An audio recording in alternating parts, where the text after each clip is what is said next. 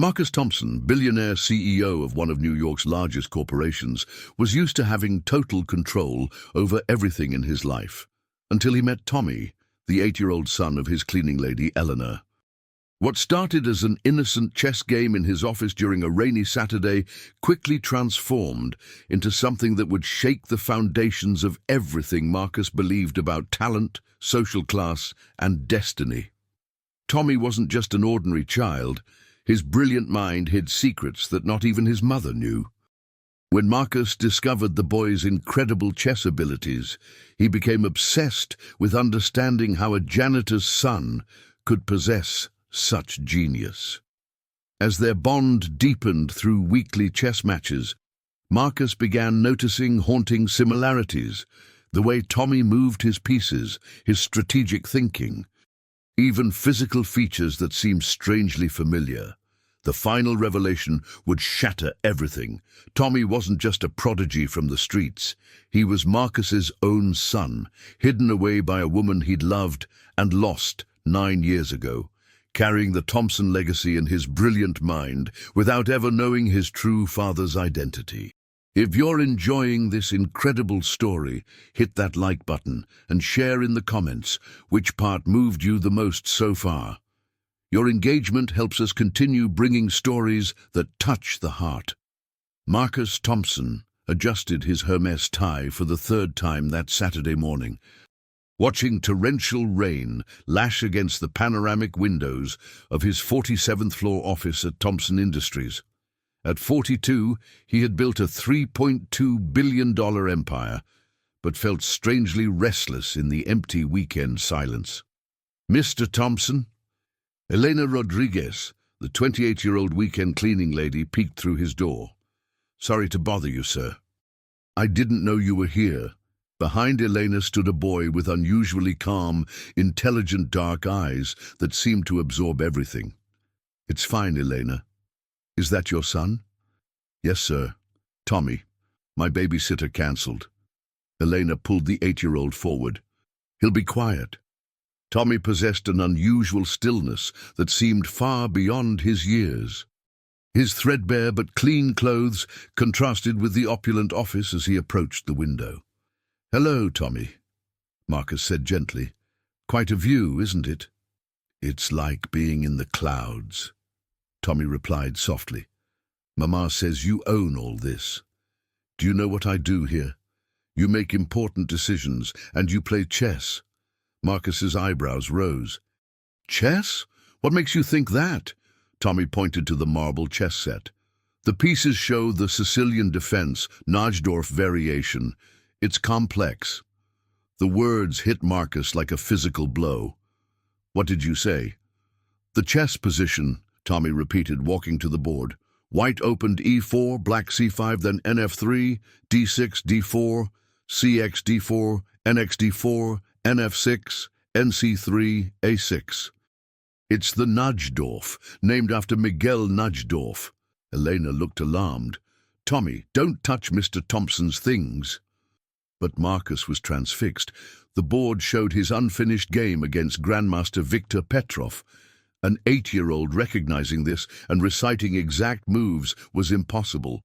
"How do you know chess?" Tommy shrugged. "Books from the library. I watch games online when Mama works late." "What books?" "Bobby Fischer's games mostly, and Kasparov's My Great Predecessors series. Fischer was only 15 when he won the US championship." Marcus sank into his chair, staring at this child who discussed chess legends casually. "Tommy, would you like to play a game?" The boy's face transformed with excitement. "Really?" As they settled at the board, Marcus felt anticipation he hadn't experienced in years.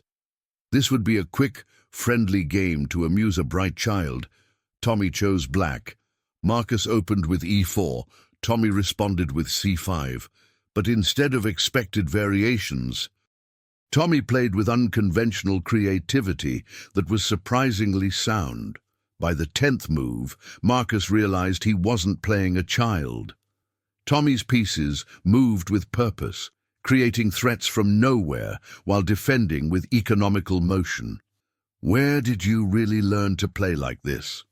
From the masters, I study their games daily. Every move tells a story. As the game progressed, Marcus found himself struggling. The final sequence came like lightning. Tommy's scattered pieces suddenly coordinated in devastating attack. "Checkmate," Tommy said quietly, resetting pieces. "Thank you, Mr. Thompson. That was the most fun I've had in months." Marcus sat stunned. In 30 years of serious play, he'd never been so completely outplayed by someone so young. "Tommy, how old are you?" "8, sir. I'll be 9 on October 15th. October 15th. Marcus's throat went dry. Too many coincidences. He looked at Tommy again, searching the boy's face. "Elena, how long have you worked here?" "Almost 2 years. Since Tommy was 6. Who was this child? And why did looking at him feel like staring into a mirror from 34 years ago? Monday brought no relief from questions plaguing Marcus. Tommy's face haunted his thoughts. Those intelligent eyes, confident chess moves, casual brilliance. At lunch, Marcus drove to Brooklyn Central Library. "I'm looking for Mrs. Henderson," he told the information desk. "That's me. How can I help?" "I understand you know Tommy Rodriguez. He borrows chess books here." Mrs. Henderson's face lit up. "Tommy, such a special child. Self-taught, if you believe it. Started coming here at 5, could barely read, but was fascinated by chess books." She led Marcus to the chess section. By age 6, he was reading at high school level, but only chess materials. Last month he asked me to order Russian chess publications. Russian? Marcus's voice caught. He'd learned Russian specifically for chess analysis, taught himself using notation and online dictionaries. She pulled out a notebook. "He keeps detailed analysis of every game studied." Marcus opened it, breath catching. Pages of meticulously recorded positions, variations in Tommy's careful handwriting, displaying understanding Marcus rarely saw among professionals. Driving back, Marcus detoured through Elena's neighborhood, parking across from her modest house. A movement caught his attention. Tommy at a desk, bent over a chessboard, completely absorbed. Tuesday morning, Marcus waited for Eleanor. "Eleanor, I have a proposition. Your son has extraordinary gift. I'd like to help. Proper coaching, tournaments, whatever he needs." Elena's eyes filled with tears. "Why would you do that?" "Because talent like his is rare. Every child deserves the chance to reach their potential." Eleanor studied his face. "There's something you should know about Tommy's father." Marcus's heart quickened. What about him? He was someone important, someone who could never acknowledge Tommy. Tears filled her eyes. Someone who loved chess as much as Tommy does, someone brilliant and driven. The office door burst open. His assistant rushed in. "Mr. Thompson, there's been an accident. A child was hit by a car outside PS 234. They're asking for Elena Rodriguez immediately." Elena's face went white. "Tommy!" She ran before Marcus could react. During the frantic taxi ride, Elena sobbed while Marcus held her hand. His mind kept returning to her words. Someone who loved chess as much as Tommy does. The description fit him perfectly. Brooklyn Methodist Hospital's emergency room buzzed with chaos. Dr. Sarah Chen approached them. "Tommy is stable, mild concussion and bruises, but very lucky." Behind the curtain, Tommy lay looking impossibly small. "Mama," he said as Elena rushed to his side. "What happened?" "I was thinking about the chess game, about Mr. Thompson's queen position. I think I found a different attack but wasn't watching the street." Marcus stepped closer. "How are you feeling?" "My head hurts. But the doctor said my brain is fine, which is most important for chess, right?" Despite everything, Marcus smiled. "Right. Why did you really want to help me? You don't even know me." "Because sometimes you meet someone and know they'll be important in your life." Tommy nodded solemnly. "That's how I felt meeting you, too." During the taxi ride, Tommy fell asleep. At Elena's apartment, Marcus helped with bedtime routine naturally. Tommy insisted on showing his latest chess analysis before sleep. As Tommy's breathing deepened, Marcus studied the boy's face. Something was hauntingly familiar about his features. "He looks like you," Elena said from the doorway. Marcus turned, heart hammering. "What?" "When he's sleeping, especially. I've noticed for years." "Elena, what are you saying?" In the kitchen, Elena pulled out a yellowed envelope. "Open it. Everything I did to protect him, both of you." Inside was a birth certificate. Thomas Marcus Rodriguez, born October 15th, 2015. Father, unknown. Beneath was a photograph of Marcus from 9 years ago, studying a chess position. "I took it the last time I saw you, before I knew I was pregnant." Suddenly, pieces fell into place. "Elena Martinez, from the chess club at Columbia." She nodded, unable to speak. Elena Martinez. The brilliant literature student who'd given him the most challenging games of his life. The woman he'd fallen desperately in love with, who disappeared without a word. "You were pregnant. I found out 2 weeks after I left. You'd just gotten the company loan. You were so focused, so driven, so you decided for both of us. I was 20 and scared. You were going to be this powerful businessman, and I was just a Brooklyn girl with a scholarship." Marcus stared at the photograph. 9 years. You've been raising my son alone." "Our son, and yes." The weight hit him. 9 years of missed birthdays, unseen first steps, countless chess games Tommy played alone. "He has my mind. That's why he understands chess. Your mind, but also your heart." Marcus looked toward Tommy's room. "What happens now?" "That's up to you. Tommy doesn't know. I want to be his father." "Can you? Can Marcus Thompson acknowledge a son whose mother is his cleaning lady?" "I don't care what anyone says. Tommy is my son." Hope flickered across her face. "There's something else, about why I really left you." Marcus braced himself. It wasn't just about your career, it was about your father. The mention of his father sent a chill through Marcus that had nothing to do with the October evening cooling outside Elena's small apartment. He hadn't thought about Richard Thompson Sr. in years, had trained himself not to think about the man who had cast such a long shadow over his childhood. "My father?" Marcus's voice came out hoarse. "What does he have to do with any of this?" Elena's hands twisted nervously in her lap. And for a moment, she looked exactly like the frightened 20-year-old girl she had been 9 years ago. "He came to see me. 3 days after you got the loan approval for your company. 3 days after that night when we talked about the future." Marcus remembered that night with crystal clarity. They had been at his apartment near campus, celebrating his business loan approval with Chinese takeout and cheap wine. Elena had been lying across his chest, tracing patterns on his skin, while he talked about his dreams, the company he would build, the life they could have together, the way he would prove his father wrong about everything. "He knew about us?" Marcus asked, his voice tight. "He made it his business to know everything about your life back then," Elena replied, her voice barely above a whisper. "He showed up at this apartment, this same apartment, actually. I was living here with my grandmother then. He was. Intimidating doesn't even begin to cover it." Marcus could picture it perfectly. His father in his $1,000 suits, stepping into this modest Brooklyn apartment like a predator entering foreign territory. Richard Thompson Sr. had always believed that power was about making others feel small, about controlling every variable in any equation that mattered to him. "What did he say to you?" Elena's eyes filled with tears at the memory, and Marcus watched as she seemed to shrink into herself. "He said I was exactly the kind of distraction that would ruin your life. That if I really loved you, I would disappear before you threw away your potential on someone who would only hold you back. He had no right, but he was convincing." Elena interrupted, her voice growing stronger with remembered pain. "He had done research on me, Marcus.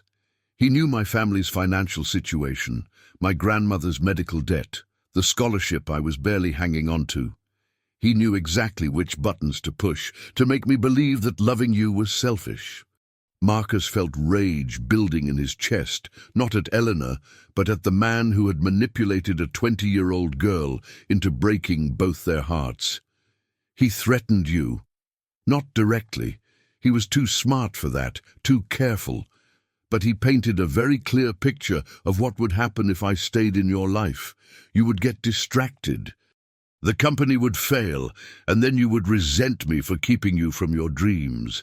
He said successful men always end up blaming the women who held them back.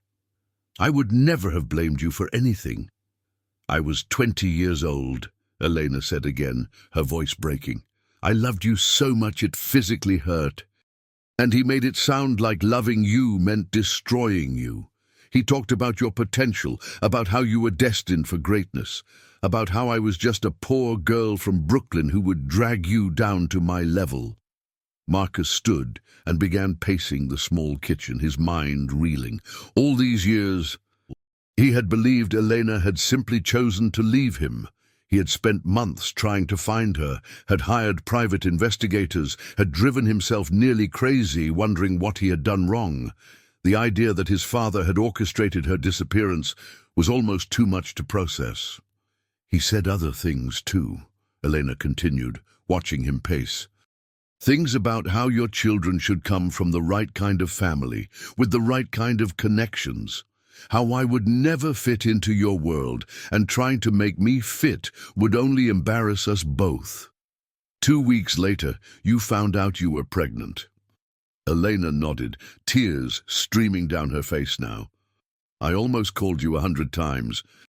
I would pick up the phone, dial the first few digits, and then your father's words would come flooding back. If I couldn't even handle being your girlfriend without ruining your potential, how could I tell you that you were going to be a father? So you changed your name, back to my grandmother's maiden name, Rodriguez instead of Martinez. I figured if I was going to disappear, I needed to disappear completely. Your father had made it very clear that he would be watching, that he had ways of keeping track of threats to your future. Marcus stopped pacing and looked at her, really looked at her for the first time since this conversation had started. But you came to work for my company. Why risk that? Elena's smile was sad and ironic, filled with 9 years of regret and longing. Because I wanted Tommy to see his father, even if he never knew that's who you were. I thought maybe if he could just be around you sometimes, see the kind of man his father was. I don't know. I wasn't thinking clearly. I just wanted him to have some connection to you. You've been torturing yourself for 9 years. I've been protecting my son for 9 years, Elena corrected fiercely. Do you have any idea what it's been like, watching him grow up to be exactly like you? The way he thinks, the way he approaches problems, the way he gets that same intense look when he's concentrating. Every day I see more of you in him, and every day I wonder if I made the right choice. My father is dead, Marcus said quietly, the words coming out flat and emotionless. Elena's head snapped up. What? He died 3 years ago, massive heart attack in his office. He never got to see what I really built, never got to admit he was wrong about anything. Marcus's voice was flat with old pain and complicated grief. He spent his last years alone, bitter and controlling, trying to run my life from a distance. I didn't know. Marcus, I'm sorry. Don't be. He was a bitter, controlling man who spent his life trying to make everyone else as miserable as he was. He destroyed my mother with his coldness, drove away anyone who might have cared about him, and apparently spent his time manipulating young women into breaking his son's heart. Marcus looked toward Tommy's room, where their son slept peacefully. But he can't hurt us anymore. Any of us. Elena followed his gaze, and for a moment they both just listened to the soft sound of Tommy's breathing from the next room. What are you saying? I'm saying that Tommy deserves to know who his father is, that you deserve to stop carrying this secret alone. That maybe it's time we stopped letting a dead man's threats and manipulations control our lives. It's not that simple, Marcus. Tommy has spent 8 years believing his father abandoned him. How do I tell him that his father is the man I clean offices for? How do you tell him you didn't know he existed? We tell him the truth, all of it. About your father's interference, about the choices we made, about how much we both love him. Marcus moved closer to her, drawn by a pull he'd never been able to resist. We tell him that sometimes adults make mistakes when they're scared, but that doesn't change how much they love their children. Elena was quiet for a long moment, studying his face in the dim kitchen light. And then what? You sweep in and play father on weekends, take him to chess tournaments and expensive restaurants while I go back to scrubbing your floors? That's not what I want. What do you want? Marcus looked around the small apartment at the chess books stacked everywhere. The analysis notebooks filled with Tommy's careful handwriting, the photographs of Elena and Tommy together over the years. He thought about his own penthouse, cold and empty and silent, where he had spent 9 years building a fortune that suddenly seemed meaningless. I want my family, he said simply. I want the life we should have had 9 years ago. Elena's eyes filled with tears again, but these looked different, not tears of pain, but something that might have been hope. Marcus, I know it won't be easy. I know there will be complications, questions, people who won't understand, but Tommy is my son. You're the only woman I've ever loved, and I've wasted too many years already. The only woman you've ever loved? Did you think I'd moved on? That I'd forgotten about the literature student who could beat me at chess and make me laugh until my sides hurt? Marcus's voice grew rough with emotion. I tried, Elena. God knows I tried. But no one ever measured up to you. No one ever understood me the way you did.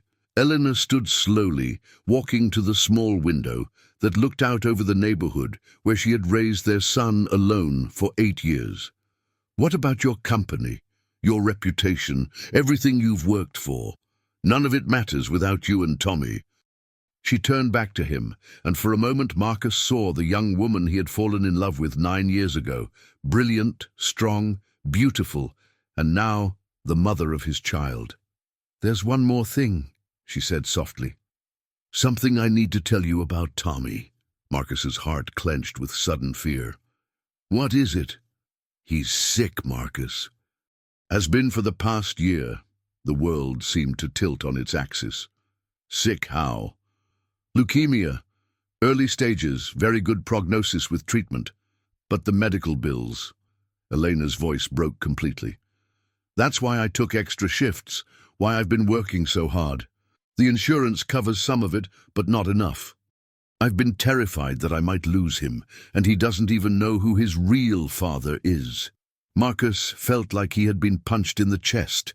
His son, his brilliant, beautiful son, was fighting a battle Marcus hadn't even known existed. All those times he had noticed Tommy looking tired, had attributed it to a late night studying chess. The boy had been sick, and Marcus had been completely oblivious. Why didn't you tell me? He whispered. Because I was afraid you'd feel obligated to help out of guilt instead of love. And because... Elena's voice dropped to barely audible. Because I was terrified that if something happened to him, you'd blame me for keeping him from you all these years. Marcus crossed to her in 2 quick strides, pulling her into his arms for the first time in 9 years. She felt exactly the same, small and strong and perfect against his chest. Her hair still smelled like jasmine and hope. Nothing is going to happen to him, he said fiercely, his voice rough with emotion and determination. We're going to get him the best doctors, the best treatment, whatever he needs. Money is no object. Nothing is too good for our son. We? We. You and me and Tommy. A family. Marcus pulled back to look at her, needing to see her face when he said this. If you'll have me. If you'll let me try to be the father he deserves and the man you fell in love with all those years ago. Elena studied his face for a long moment, and Marcus held his breath. Everything, his future, his happiness, his chance at redemption, hung on her answer. From Tommy's room came a soft, sleepy voice. "Mama? Mr. Thompson? Are you talking about me?" Eleanor and Marcus looked at each other, and Marcus saw his own decision reflected in her eyes. It was time for the truth, time for their family to begin, no matter how complicated or difficult it might be. Time to stop letting fear make their choices for them. Elena and Marcus exchanged glances, filled with 9 years of unspoken truths, before moving toward Tommy's room. The boy sat up in bed, his hair tousled from sleep, but his eyes were alert and curious. Even with a bandage on his forehead and his arm in a sling, he possessed that unusual maturity that never failed to strike Marcus as both remarkable and heartbreaking. "We were talking, mijo," Elena said softly, settling on the edge of his narrow bed. The springs creaked slightly under her weight, a reminder of how different this world was from Marcus's usual environment. "How are you feeling?" "Better. My head doesn't hurt as much, and the doctor said I might be able to take the sling off tomorrow." Tommy looked between them, his intelligent gaze missing nothing.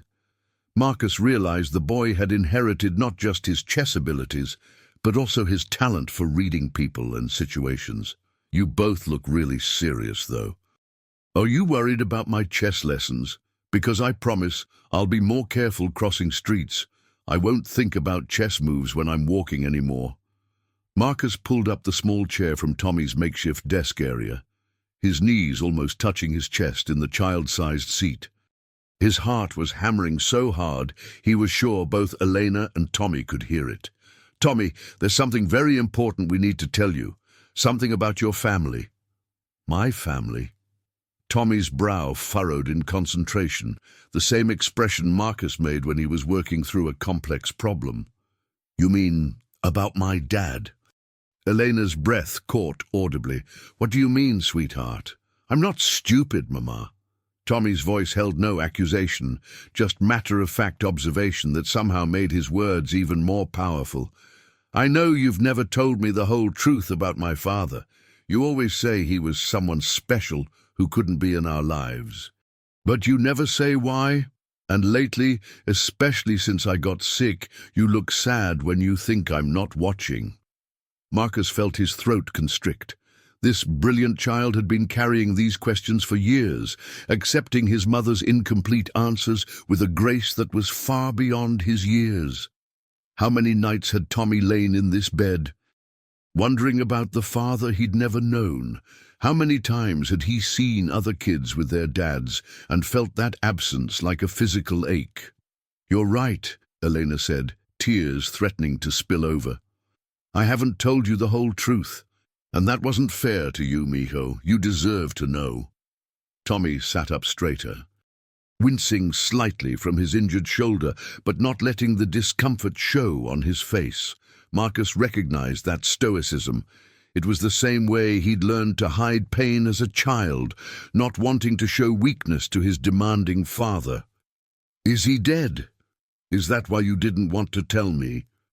"No, sweetheart, he's not dead." Elena reached across the space between them and took Marcus's hand, her fingers trembling slightly. "Tommy, I'd like you to meet your father, Marcus Thompson." The silence that followed seemed to stretch for an eternity. Marcus watched emotions flicker across Tommy's face, like clouds passing over the sun. Surprise, confusion, something that might have been hope, and then a heartbreaking uncertainty that made Marcus want to gather the boy in his arms and never let him go. "Mr. Thompson is my dad?" Tommy's voice was small, vulnerable in a way Marcus had never heard before. "Yes," Marcus said, leaning forward as much as the tiny chair would allow. His voice came out rough with emotion he couldn't hide. "I only found out tonight, Tommy. I didn't know about you, or I would have been here from the very beginning. I would have been at the hospital when you were born, at every birthday, every chess game, every moment. You didn't know about me. The hurt in Tommy's voice was like a knife through Marcus's heart. That's my fault, Elena said quickly, her voice thick with tears and regret. I made the choice not to tell him. It wasn't because he didn't want you. He didn't know you existed. I thought I was protecting both of you. But I realize now that I was just scared and making decisions that weren't mine to make. Tommy was quiet for a long moment, studying Marcus's face with the same intense concentration he brought to chess problems. Marcus could almost see the gears turning in the boy's brilliant mind, processing this life-changing information. That's why I'm good at chess, Tommy said finally, and there was wonder in his voice. It's not just because I study hard. It's because you're good at chess, and I got that from you. Among other things, Marcus said, his voice growing stronger as he saw acceptance beginning to replace confusion on his son's face. You have my mind for strategy and pattern recognition, but you also have your mother's heart and intuition. You have her kindness and her strength. That's what makes you so special, Tommy. You're the best of both of us. Are you married? Do I have brothers or sisters I don't know about? The practical question, asked so directly, made Marcus smile despite the emotional weight of the moment. No, I'm not married. It's been just me for a long time. Too long, actually. And no, you don't have any brothers or sisters. But you do have me now, if you want that. Tommy considered this with the seriousness of a judge weighing evidence. What does having a dad mean exactly? I don't really know how that works, since I've never had one before. The innocent honesty of the question nearly broke Marcus's heart. How could he explain fatherhood to a child who had never experienced it? How could he make up for 8 years of absence in a way that would matter? It means someone who loves you unconditionally, no matter what. Someone who wants to help you become the best version of yourself without trying to change who you are. Someone who will teach you things and learn things from you and be proud of everything you do. Even if I beat you at chess again?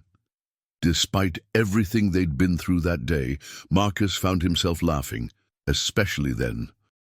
A good father wants his children to surpass him, Tommy. It means he did his job right.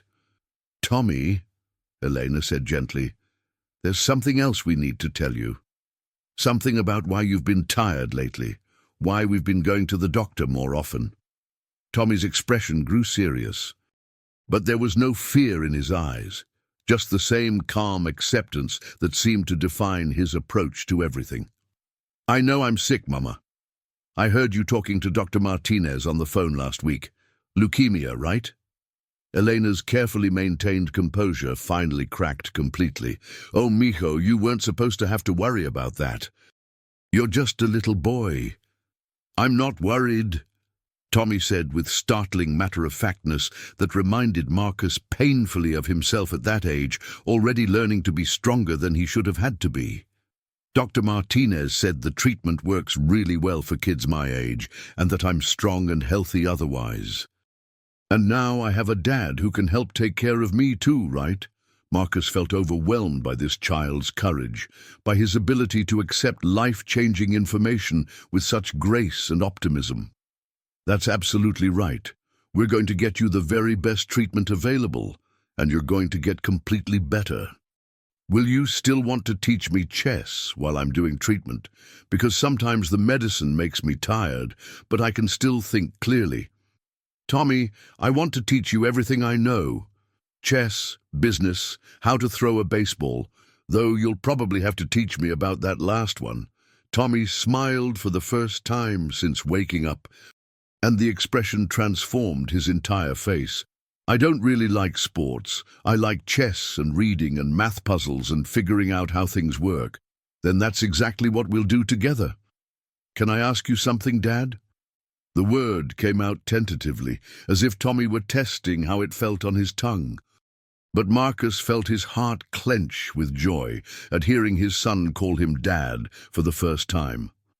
Anything you want to know? Why didn't you look for me? I mean, if you loved Mama and she just disappeared, why didn't you try to find her? Eleanor started to answer, but Marcus held up a gentle hand. This question deserved his complete honesty, even if the truth was complicated for an 8-year-old to understand. I did look for your mother, Tommy. I looked for months after she left. I hired people to help me search, but she had changed her name and moved, and it was like she had just vanished from the world. I never stopped hoping I'd find her, find both of you. But eventually I had to accept that maybe she didn't want to be found. So you did want us. More than anything in the world. There hasn't been a day in the past 9 years that I didn't think about your mother and wonder what might have been. I just never imagined that what might have been was a son who would be the most important thing in my life. Tommy nodded, seeming satisfied with this explanation. His next question caught both adults off guard. So what happens now? Do you come live here with us? Do we go live with you? How does this work when you're rich and we're... Tommy gestured around the small apartment, not seeming embarrassed by their circumstances, just practical about the reality of their different worlds. Eleanor and Marcus exchanged glances over their son's head. They hadn't had time to discuss the practical implications of this revelation, hadn't figured out how to merge their completely different lives. We'll figure it out together, Marcus said carefully.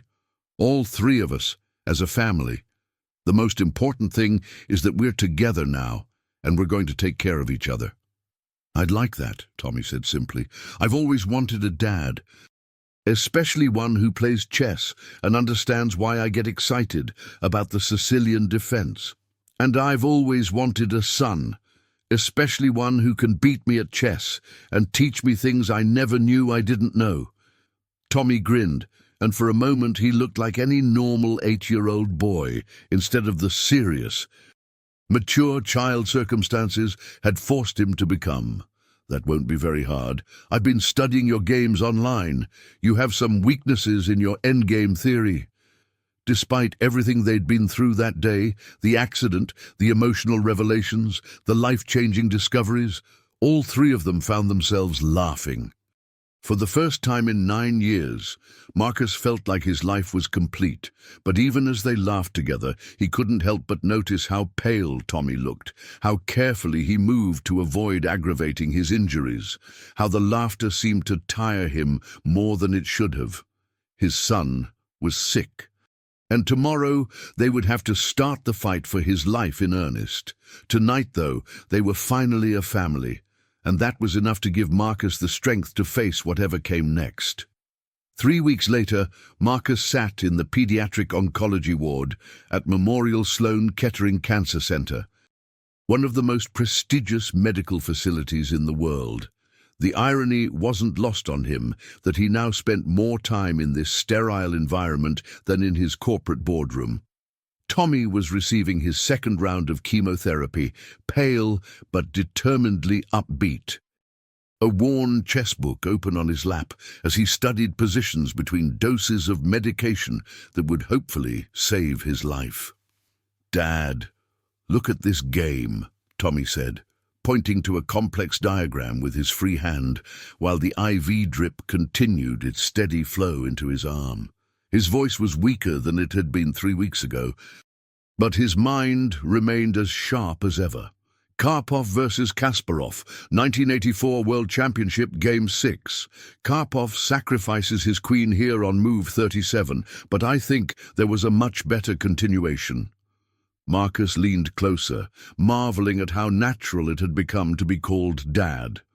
How quickly he had adapted to this new role that felt more important than any title he'd ever held. "Show me what you're thinking."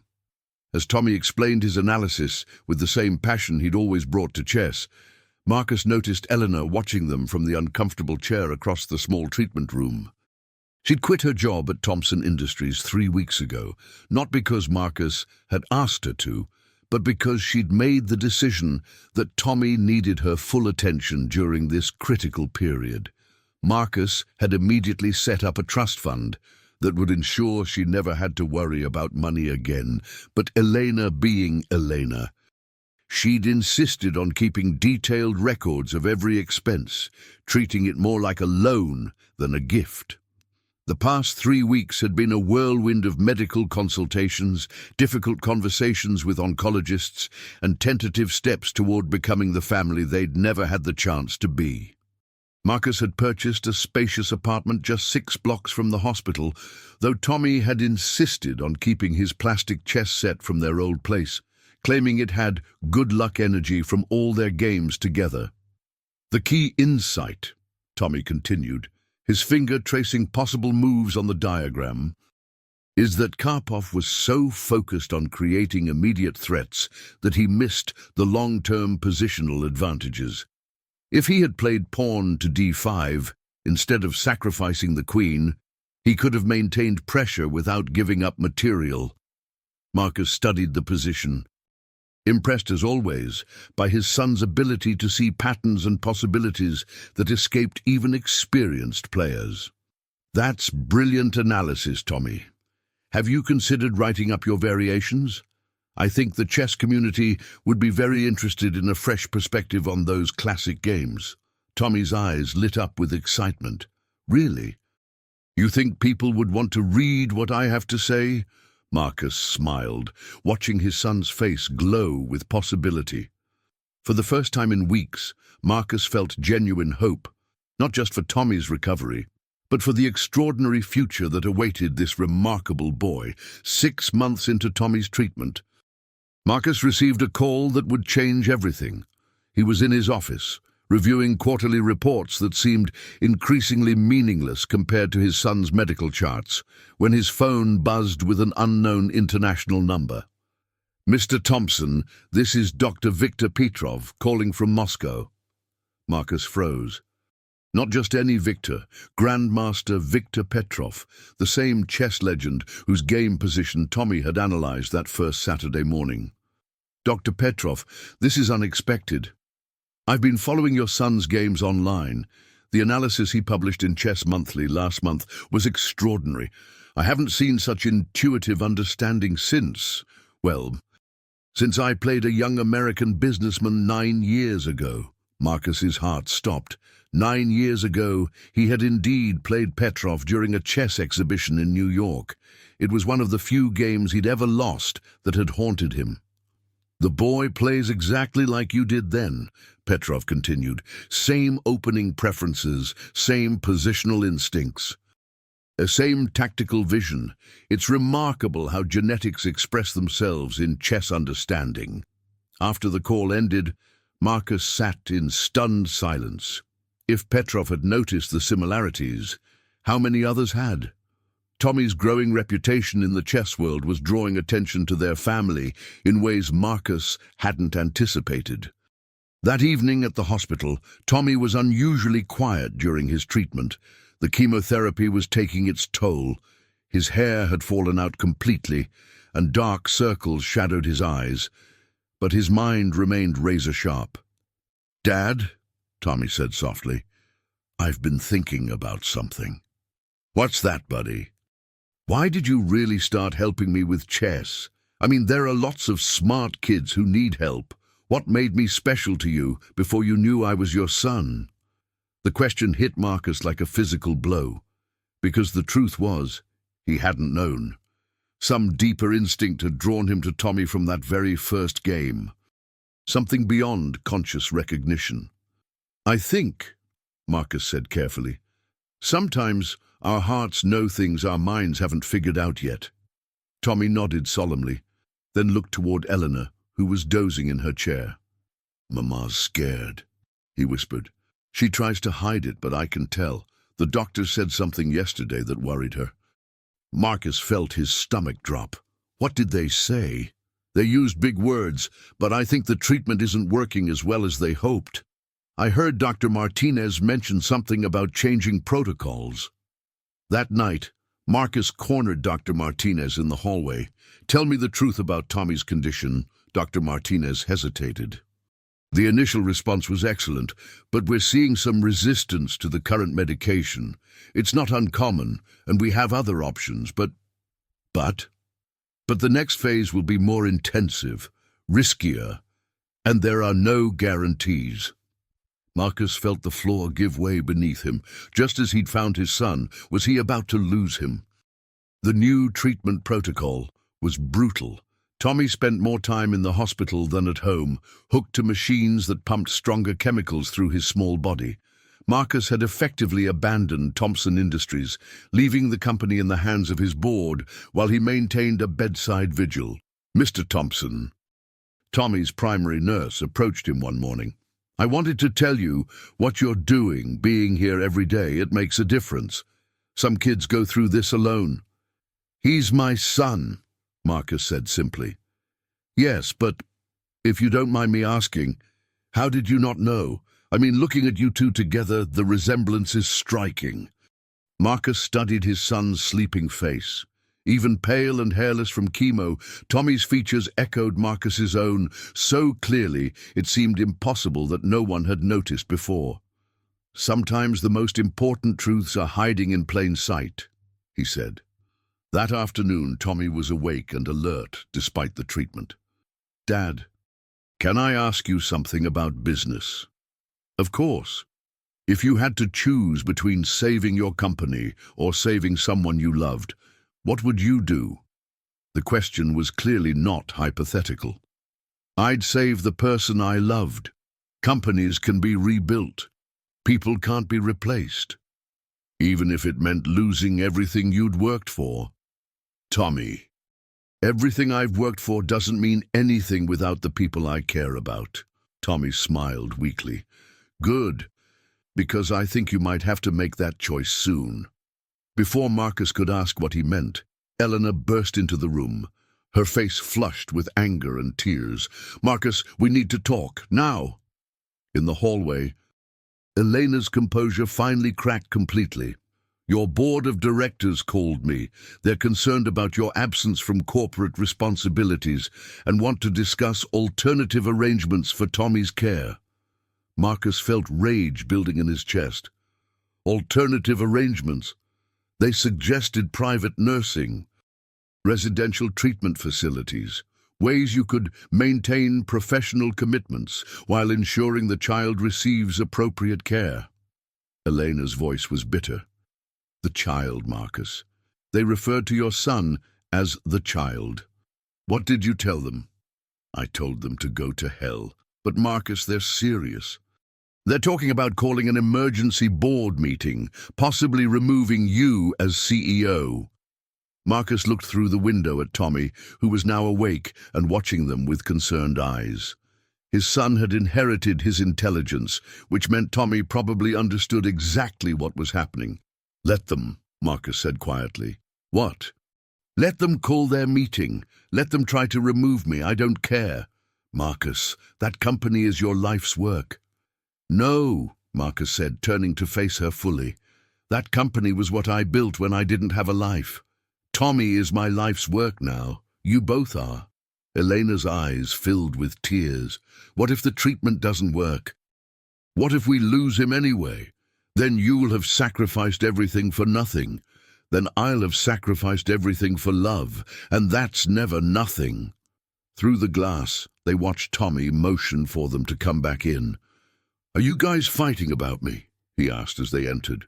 Not fighting, Marcus said, making decisions. About your company. Marcus sat down beside Tommy's bed. How much did you hear? Enough. Dad, you can't lose your company because of me. I won't let you. Tommy. No, listen. I've been thinking about this a lot. What if the treatment doesn't work? What if I don't get better? You'll have given up everything, and for what? For you. And that would be enough. Tommy reached for Marcus's hand with surprising strength. Promise me something, Dad. Promise me that no matter what happens, you won't let taking care of me destroy everything else you care about. Marcus looked at his son, this brave, brilliant, selfless child who was worried about his father's career while fighting for his own life. I promise, he said, that I'll always choose what matters most. Tommy smiled, satisfied with the ambiguity of the answer.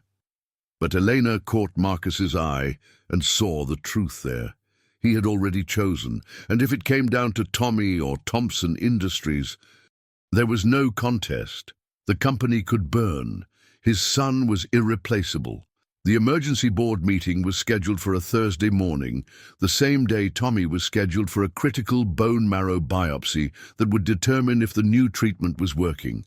Marcus had made his choice about which event to attend. "Sir," his assistant called as he sat in the hospital waiting room, "the board is asking for your location. The meeting starts in 20 minutes. "Tell them I'm with my son," Marcus replied without looking up from the medical forms in his hands. An hour later, while Tommy was still in surgery for the biopsy, Marcus's phone rang with a call from Charles Morrison, his oldest board member and longtime family friend. "Marcus, what the hell are you doing? The board just voted. You're being removed as CEO, effective immediately." Marcus felt surprisingly calm. "I expected as much." "Expected? Marcus, they're installing Jennifer Walsh as interim CEO.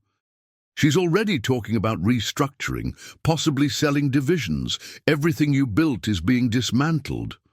"Charles, my son is in surgery right now. The doctors are determining whether he's going to live or die. Do you really think I care about corporate restructuring? This is your legacy, Marcus. My father was wrong about everything that mattered. I won't make his mistakes." "What are you going to do?" Marcus looked through the surgical waiting room window at Elena, who was pacing nervously. "I'm going to be a father." When Tommy woke up from the biopsy, his first words were, "How did the board meeting go?" "About how we expected," Marcus said. "I'm no longer CEO of Thompson Industries." Tommy's face fell.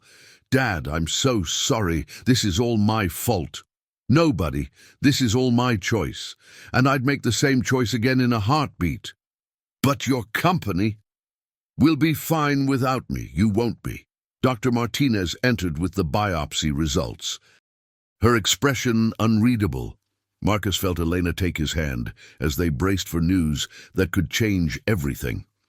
"The bone marrow shows significant improvement," Dr. Martinez said, and the relief in the room was palpable.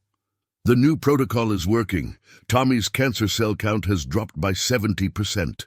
Elena burst into tears. And Marcus felt his knees go weak with relief. Tommy, ever practical, had the most important question. "Does this mean I'm going to be okay?" "It means you're responding beautifully to treatment. We're not at remission yet, but we're heading in the right direction." That evening, as they celebrated the good news with ice cream smuggled into the hospital room, Tommy grew serious. "Dad, I need to tell you something. I've been working on a project." "What kind of project?" Tommy reached under his bed and pulled out a thick folder. "Remember when you said I should write up my chess analysis? Well, I did more than that. I've been writing a book." Marcus opened the folder and found himself staring at hundreds of pages of handwritten chess analysis, complete with diagrams, variations, and insights that would have impressed grandmasters worldwide. "Tommy, this is incredible. When did you find time to write all this?" "During treatments, mostly. When I couldn't sleep. I figured if something happened to me, at least I'd leave something behind that showed I was here, that I understood something important." Marcus felt his throat tighten. "Nothing's going to happen to you. But if it did, this could be published. The proceeds could help you rebuild your company, or help other kids with cancer, or whatever you think is important." Elena was crying openly now. "Mijo, you shouldn't have been worrying about things like that." "I wasn't worrying. I was planning. Dad taught me that successful people always have contingency plans." Marcus stared at his son's manuscript, a work of genius created during the darkest period of the boy's life, not from despair, but from hope, from a desire to contribute something meaningful to the world. "Tommy, this isn't a contingency plan. This is going to be your first published work, and there are going to be many more after it." "You really think so?" "I know so, because you're going to beat this cancer, And then you're going to become the chess champion I always knew you could be. And after that, you're going to become whatever else you want to be." Tommy smiled, the same brilliant expression that had captivated Marcus from their first meeting. "I want to be like you, Dad, someone who makes important decisions and takes care of the people he loves." "You already are, buddy. You already are." That night, as Tommy slept, Marcus and Elena sat in the hospital corridor, processing the day's emotional whiplash. The loss of the company, the good news about Tommy's treatment, the discovery of their son's secret project. "Do you regret it?" Elena asked. "Losing everything for us?" Marcus looked through the window at Tommy, peaceful in sleep, the manuscript of his chess book resting on the bedside table. "I didn't lose everything," he said. "I found everything that matters." 3 months later, Tommy was in remission. The word remission had become Marcus's favorite in the English language, representing not just the absence of cancer cells, but the presence of possibility. Tommy's hair was growing back in soft curls, his energy had returned, and most importantly, his chess brilliance remained undiminished. But remission brought new challenges. With Tommy's health stabilizing, the family had to figure out what came next. Marcus had been living off savings and investments, but he knew he needed to make decisions about his career. Several companies had approached him with CEO positions, but none felt right. "Dad," Tommy said one morning over breakfast in their apartment near the hospital, "I've been thinking about your situation." "My situation?" "The work thing. I know you've been trying to figure out what to do next." Eleanor looked up from her coffee. "Tommy, that's not something you need to worry about." "But I want to help. Dad gave up his company for me. I think I should give something back." Marcus sat down across from his son, curious. "What are you thinking?" Tommy pulled out a notebook. He always seemed to have notebooks full of ideas. "What if instead of working for someone else's company, you started your own? But not just any company. A company that does something meaningful." "Like what?" "Like helping kids. Kids like me, but also kids with other problems. Kids who are smart but don't have opportunities. Kids whose parents can't afford chess lessons or tutoring or medical treatment." Marcus felt something stir in his chest, an excitement he hadn't felt since his early entrepreneurial days. "Go on. You have connections, money, experience. Mama is great with people and understands what families need. And Tommy paused, looking suddenly shy. "I could be like a spokesperson. Show people that kids can overcome big problems if they have the right support." Elena was staring at their son with amazement. "Mijo, when did you become so wise?" "I had a lot of time to think in the hospital, and I realized something. Getting sick wasn't just bad luck. It was also an opportunity to understand things I never would have learned otherwise." That afternoon, Marcus made a series of phone calls. By evening, he had preliminary commitments from 3 major investors who were interested in funding a new kind of company, one focused on identifying and nurturing exceptional talent in underserved communities, with a special emphasis on children facing medical or social challenges. "We could call it Thompson Foundation," Elena suggested as they discussed the idea over dinner. "No," Tommy said immediately, "it should be bigger than just one family name. What about Potential Unlimited? Because that's what we're really doing, helping people reach their unlimited potential." Marcus looked at his son with pride that felt almost overwhelming. Potential Unlimited it is. Over the next few weeks, the 3 of them worked together to develop the business plan.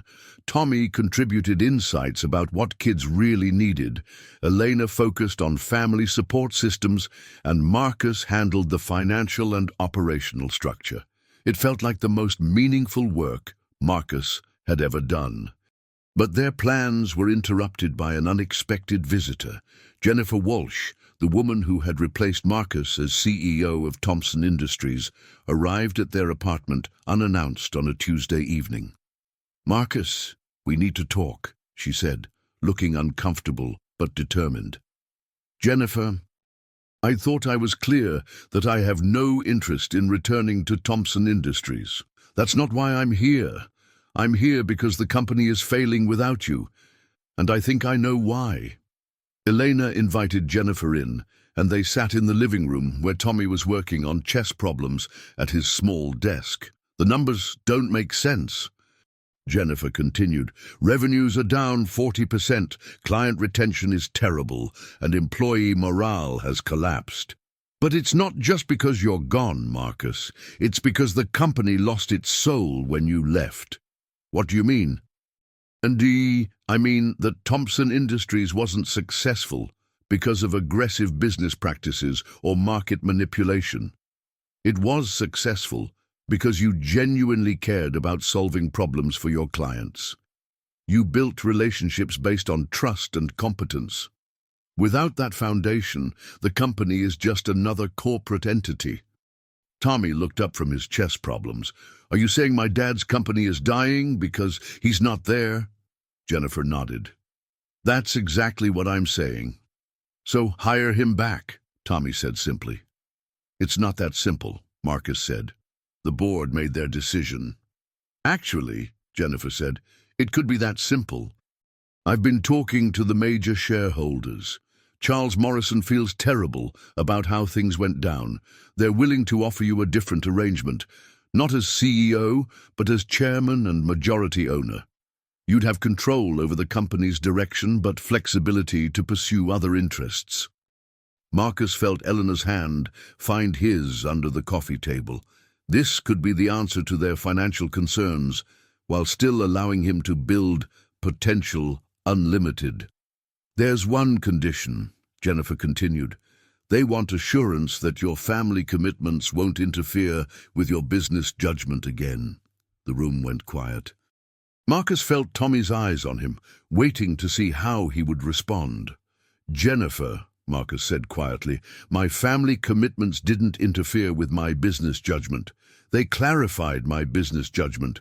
Any company that can't understand the value of loyalty and love isn't a company worth running.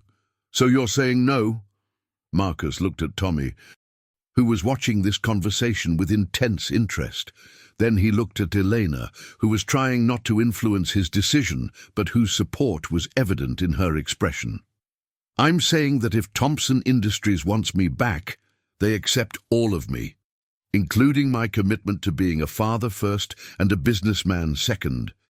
If they can't accept that, then they don't really want me. They want some version of me that no longer exists. Jennifer was quiet for a long moment. Can I ask you something personal? Sure. Do you ever regret it? Choosing your son over your company? Marcus looked at Tommy, who was now frankly eavesdropping on the conversation. His chess problems forgotten. Jennifer, 6 months ago, I thought success meant building a financial empire. Now I know that success means raising a son who thinks about how to help other kids when he's planning his own future. The only thing I regret is that it took me so long to understand the difference. Jennifer smiled. The first genuine expression Marcus had seen from her all evening. In that case, she said, I think Thompson Industries needs to learn something about real success. Give me a week to talk to the board. I think we can work something out. After Jennifer left, Tommy closed his chess book and looked at his father seriously. Dad, are you sure you're making the right choice? I don't want you to lose opportunities because of me. Marcus sat down beside his son and pulled him close. Tommy, you didn't make me lose anything. You helped me find everything I never knew I was looking for. Even if I get sick again? Even if you get sick again? Even if you never get sick again? Even if you become a chess grandmaster or decide you'd rather be a doctor or an artist or anything else, you're my son. And that's never going to change. Tommy leaned against his father's shoulder. I love you, Dad. I love you too, buddy. More than you'll ever know. As Eleanor watched them together, she felt a peace she hadn't experienced since Tommy's diagnosis. Whatever challenges lay ahead, they would face them as a family. and that was enough to overcome anything. The chess tournament that would change everything took place on a crisp Saturday morning in October, exactly 1 year after Tommy's first accident. He was now 9 years old, officially in remission for 6 months, and had been invited to compete in the New York State Junior Championship. Marcus sat in the spectator area, watching his son navigate the preliminary rounds with the same calm precision he'd shown since that first game in Marcus's office. Thompson Industries had indeed welcomed Marcus back as chairman, with an arrangement that allowed him to spend 3 days a week developing potential unlimited. It was, he reflected, the best of all possible worlds. "He's remarkable," said a voice beside him. Marcus turned to see an elderly man with kind eyes and an expensive suit. "That's your son, isn't it?" "Yes, he is. I'm Marcus Thompson." The man extended his hand. "Dr. James Harrison. I run the Harrison Institute for Gifted Children. I've been following Tommy's story, his chess analysis, his recovery, his book deal with chess publications." Marcus felt a familiar surge of pride. Tommy's chess book had indeed been published and was already being hailed as groundbreaking work by chess masters worldwide. "Tommy is exceptional," Dr. Harrison continued. "But what interests me most is how he's used his gifts. The interviews he's given about childhood cancer, the way he's inspired other young patients, that shows character that's even rarer than chess talent." At that moment, Tommy finished his game, a victory of course, and looked toward the spectator area. When he saw Marcus, his face lit up with the same joy Marcus remembered from their first meeting. But when Tommy noticed Dr. Harrison, his expression grew curious. During the lunch break, Tommy approached their table with his characteristic directness. "You're Dr. Harrison, aren't you? I read about your institute in Chess Life magazine." "I am indeed. And you're the young man who's been revolutionizing chess analysis while battling leukemia. Former leukemia patient." Tommy corrected with a smile. "I'm in remission now." "Even more impressive. Tommy, I'd like to talk to you and your father about some opportunities." Over sandwiches, Dr. Harrison explained his proposal.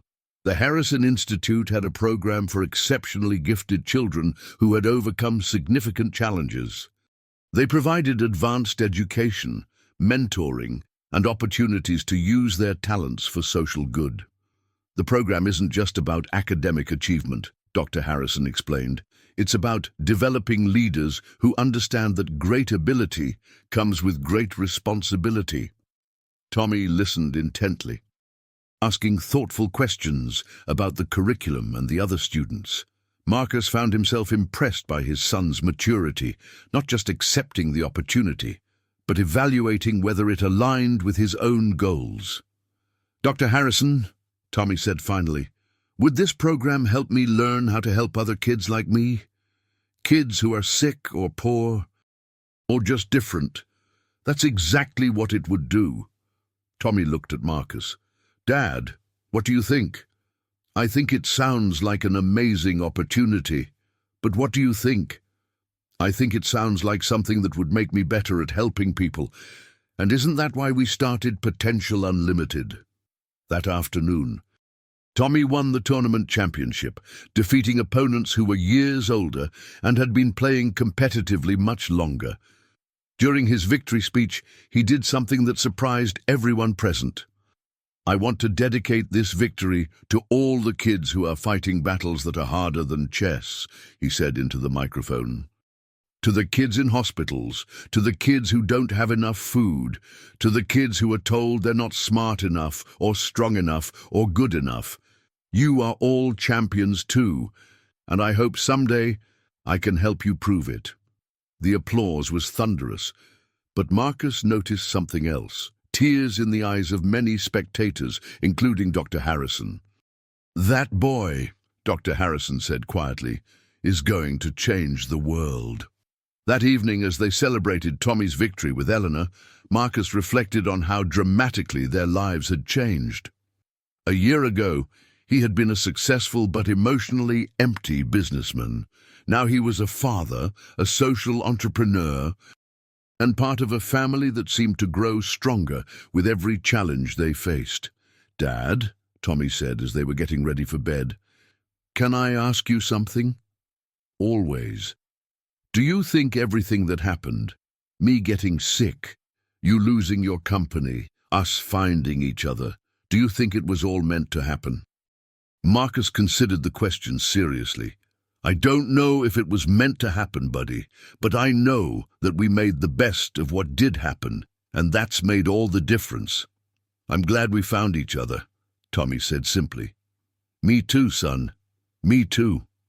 As Marcus tucked Tommy into bed, he realized that his son's question had touched on something profound. Whether or not their journey had been predetermined, it had led them to exactly where they needed to be. Together, stronger, and ready to face whatever came next. The little boy who had once been hidden away, believing his father had abandoned him, was now a champion in every sense of the word. And Marcus, who had once measured success only in financial terms, had learned that the most valuable things in life couldn't be calculated in dollars or quarterly reports. They had found each other, and in doing so, they had both found themselves. 5 years later, the auditorium at Columbia University was packed beyond capacity.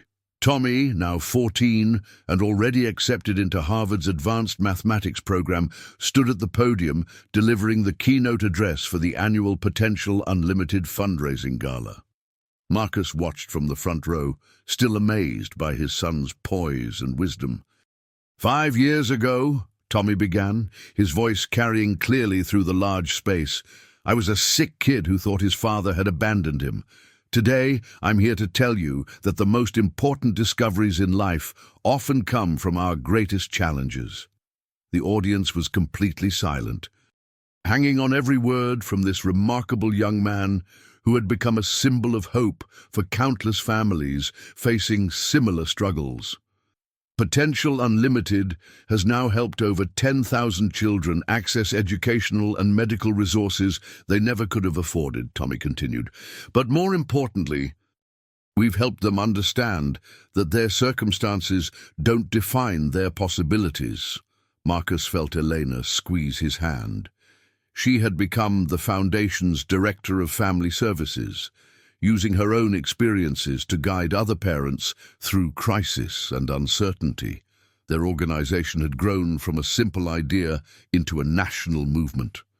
"I want to share something with you that I've never talked about publicly before," Tommy said, and Marcus leaned forward, curious about what his son might reveal. "When I was 8 years old and fighting leukemia, I used to lie awake at night wondering if I would die without ever knowing who my father was. My mother had told me he was someone special who couldn't be in our lives, and I had created this fantasy that he was a hero who would someday rescue us." The audience was completely still.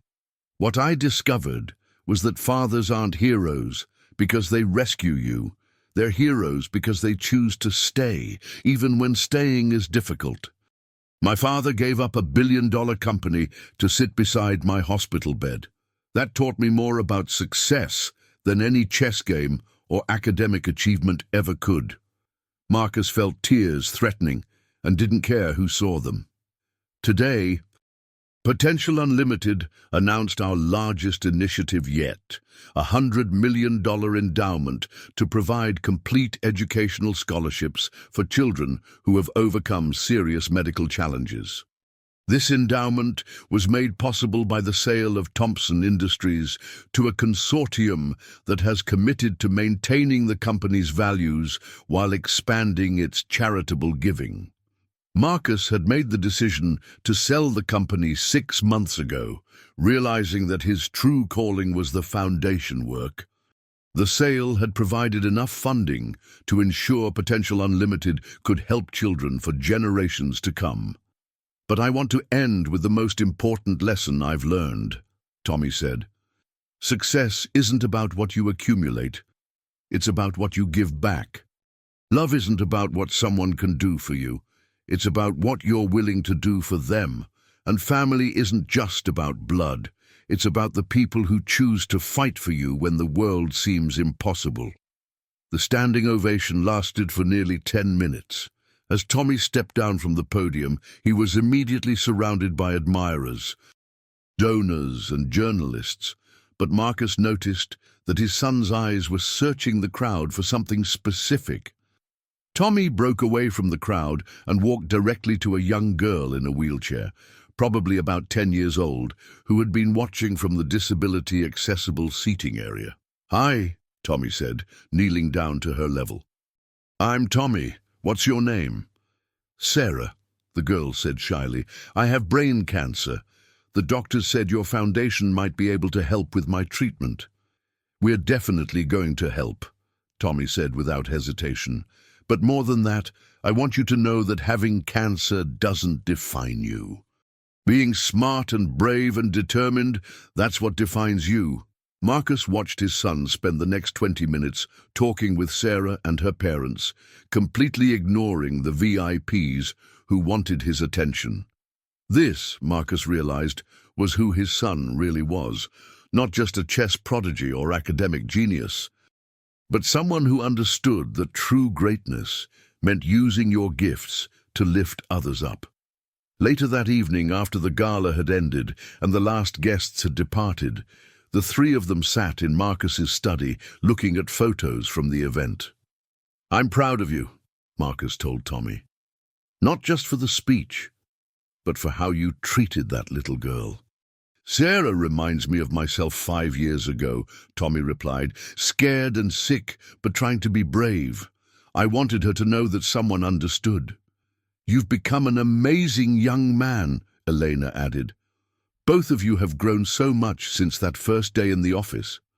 Marcus pulled out a photograph from his desk drawer, a picture of Tommy at age 8, pale and bald from chemotherapy, but smiling as he moved a chess piece. Beside it was a photo from tonight, showing Tommy at the podium, healthy and confident, inspiring hundreds of people. "You know what I realized tonight," Marcus said. "That Saturday morning when you walked into my office and beat me at chess, that wasn't the beginning of our story. That was the moment I finally understood what my life was supposed to be about." Tommy studied the photographs thoughtfully. "Dad, can I tell you a secret?" "Always." "I knew." "You knew what?" "I knew you were my father. Not consciously, but somewhere inside, I knew. That's why I wasn't afraid to talk to you about chess, why I felt safe playing that first game. Something in me recognized something in you." Eleanor gasped softly. "Tommy, why didn't you ever say anything?" "Because I thought maybe I was wrong, and I didn't want to get hurt. But also because I wanted to give him the chance to choose me for who I was, not just because I was his son." Marcus felt his throat tighten with emotion. "And I did choose you. Before I knew you were mine, I chose you. I know. That's what made it real." As they sat together in comfortable silence, Marcus reflected on the journey that had brought them to this moment. He had started as a man who measured success in financial terms and had learned to measure it in love, growth, and service to others. Tommy had started as a sick child who felt abandoned and had become a young man determined to ensure no other child felt alone in their struggle. "What's next?" Elena asked. "Harvard for Tommy, continued growth for the foundation, and whatever challenges come our way," Marcus replied. "Together." "Together," Tommy agreed. Looking at his son, brilliant, compassionate, strong, and kind, Marcus knew that every sacrifice, every difficult decision, every moment of fear and uncertainty had been worth it. They had found each other against impossible odds, had built a family from fragments, and had created something beautiful from their shared struggles. The chess game that had started it all had been much more than a test of tactical skill. It had been the first move in a longer game, one where the real victory wasn't checkmate, but the discovery that love, patience, and dedication could overcome any obstacle. Marcus Thompson had once believed that success meant conquering the business world. Now he knew that success meant raising a son who would make that world a better place for everyone. And by that measure, he had succeeded beyond his wildest dreams. The boy who had been hidden away for 8 years was now a beacon of hope for thousands of children. The man who had lost everything to find his family had gained something infinitely more valuable than anything he'd given up. They had found each other, and in doing so, they had found the true meaning of success, love, and family. The game was complete, and everyone had won.